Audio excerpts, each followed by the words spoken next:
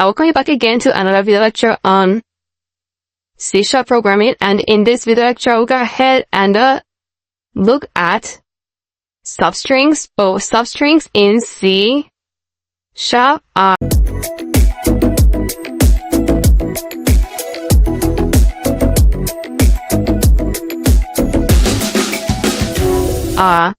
The contents of a string.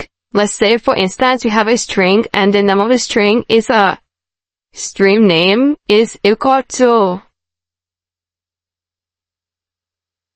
let's say this is a hello world. Guide and place semicolon at the end. So now we can check if any of the ways exist whenever we are testing. So you can check if these or is or a or hello or o or word exist. Now let's go ahead and do that. So use an if statement and check if name dot contains. So you use what is called contains. If name dot contain, and then go ahead and check any one of them. Maybe you want to check for hello or for is or for word. Okay, so that is a substring. The hello is a substring. Now, can go ahead and say console dot writeLine, and here you can go ahead and check and write something. Let's go ahead and say that this program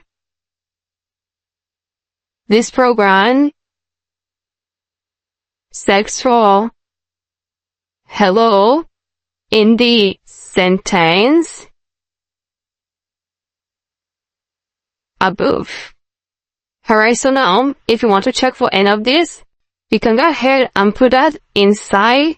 Go ahead and put that inside a single quotation mark. Consider I use single quotation mark to dictate this.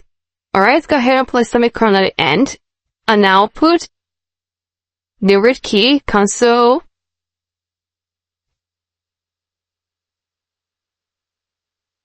dot read key for semicolon at the end.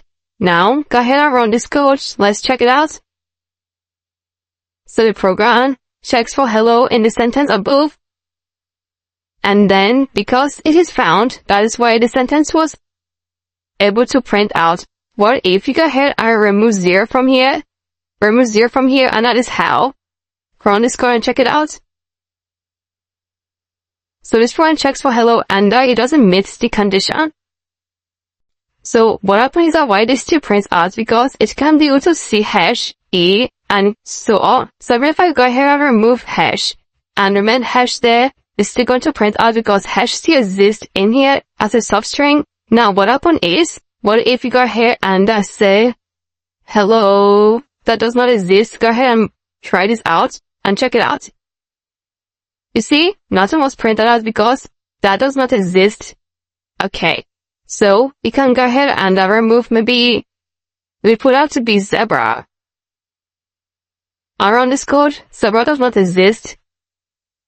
Can you see that? It doesn't print out. So it checks if that exists and then it prints out because we were checking for hello previously and hello exists. In that same way, you can go ahead and check for this. So if this exists, it will print out this. So consider this program checks for hello in the sentence above, and that consider is working out fine. So in that way, you can be able to check for substring in C# programming using contains. So whenever I say dot contain with the variable name, you go ahead and put in the sentence or the character you will need to check, and if that exists, then you go ahead and perform a particular operation. So that is the essence of using a substring dot contain to check things in C# programming. So go ahead and put it down on your system and play around with it. And if you have any question, please go ahead and use the question and the answer section. And I'm going to get back to you as soon as possible. Thank you so much, and I'm going to see you in the next video lecture.